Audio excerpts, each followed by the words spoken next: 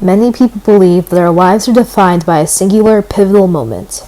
A moment that defines our lives on earth as one that will live forever. The truth is, there is no singular moment that can sum up our time here on earth. We have good memories, bad memories, sad memories, and funny memories that add so much value to our lives. For my grandma, Sharon Lynn Morgan, one memory simply isn't enough to explain the triumphs, hardships, laughter, tears, and love that she has experienced over the last 70 years of her life. Her life story looks something like this. My grandma was born on October 29, 1949 to parents James and Marceline Trammell here in Chicago, Illinois. I was born in Chicago in 1949 in the month of October. Growing up in a nuclear family, my grandma got the best of both worlds, a loving mother and a loving father. My family lived on the west side of Chicago. I was an only child of a working father and a stay-at-home mother. And we were pretty happy. We were a little poor, but we loved each other. For as long as I can remember, my grandma was always a very strong and powerful black woman. But even she had some of her challenges during her childhood. Challenges that I thought could never happen. At the age of 10, I was diagnosed with scoliosis, and I had to have a back fusion, and I had to lay flat in the bed for 6 months. After that, I had a cast on for 6 months, and being isolated when you're 10, you can't go outside or anything. So it had a profound effect on me. And then, getting back and going back to school. So it had an effect on my life when I was younger. Although my grandma was raised to be an only child, she never felt lonely in her life. She always had a bunch of cousins that she could play around with and talk to and just chat it up, even until this very day. Not just one person, it was a lot of people, all of my cousins. I was an only child, but my mom had 5 sisters and they had a lot of kids, so I was very close with all of my cousins. So I took a little bit from probably most of them, and I loved them all very much. My great-grandma, Marceline, and my grandma were the first Catholics in our family. Although my great-grandfather James wasn't Catholic, my grandma made sure that our family continued the Catholic tradition until this very day, with my mom, my uncle, and eventually me and my older sister. My mom had a girlfriend who went to a Catholic church and her child was in Catholic school, so she convinced my mom to put me in Catholic school. And during those times, one or both of your parents had to become Catholic if your child went to school. So my mother became Catholic, and so that's how we became Catholics.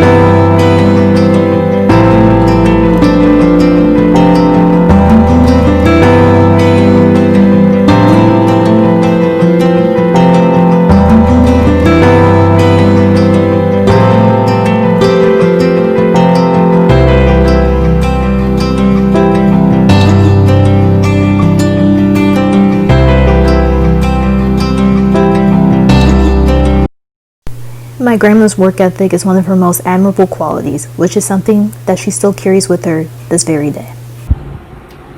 My very first job, I believe it was at Social Security Administration. I was like a mail clerk, and I was fresh out of high school, so I didn't know much about working, but you learn on your feet, and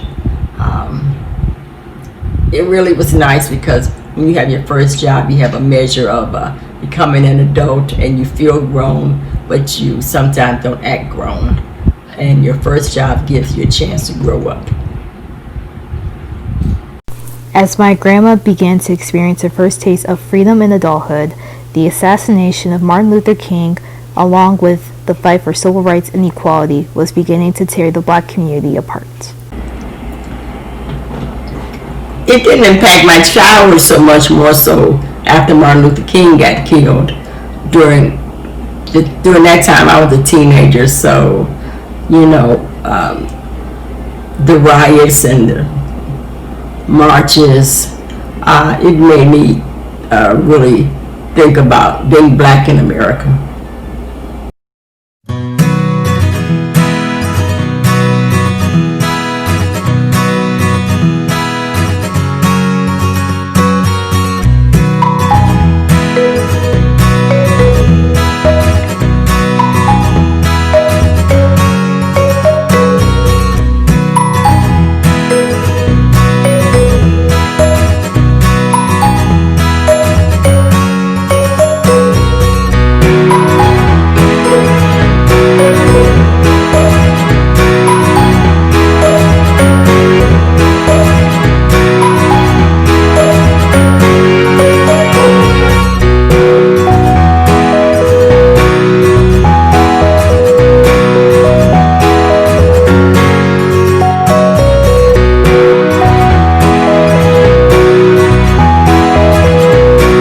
The racial tension of the 1960s quickly dissolved into the calm coolness of the 1970s, which for my grandmother meant marriage and eventually motherhood.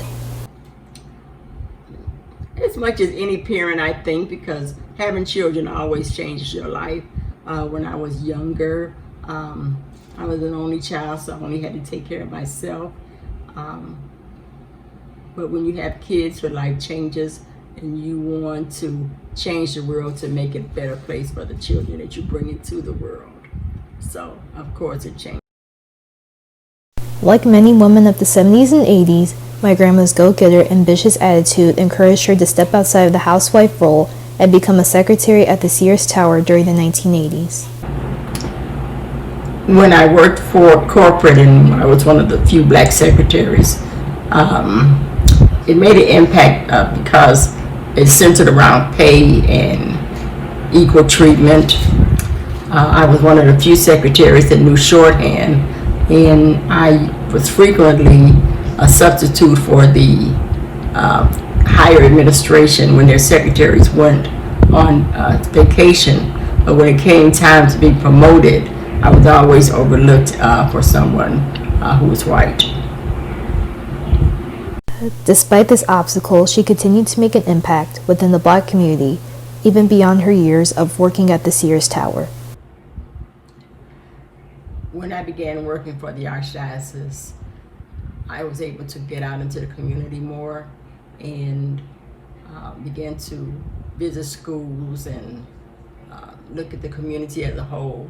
And I noticed how private schools and Catholic schools, children were much more educated than public school children. So I decided to try to make a difference in education.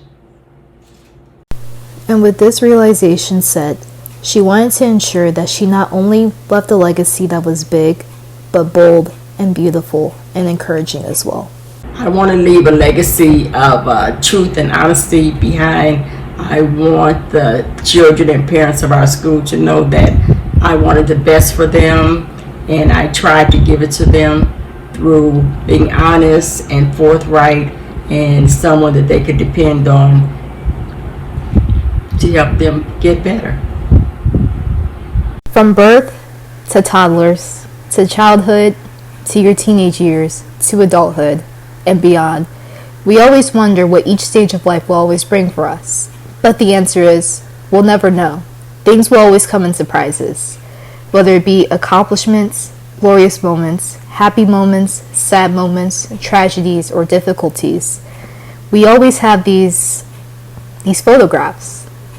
And the photographs serve like memories for our brains. There's never really one defining photograph that can pinpoint how your entire life was shaped. Rather, we always have to look back on many, many, many photographs. Well, growing up, you always want to be a success. So I wanted to be a success in anything that I, undertook. In the business world, I wanted to be a successful secretary. When I became a pastoral associate at the parish that I worked in, I wanted to be a successful manager of the duties that I had been given in terms of being a minister to people. And in the charter school world, I want to be a success in having one of the better schools in Chicago.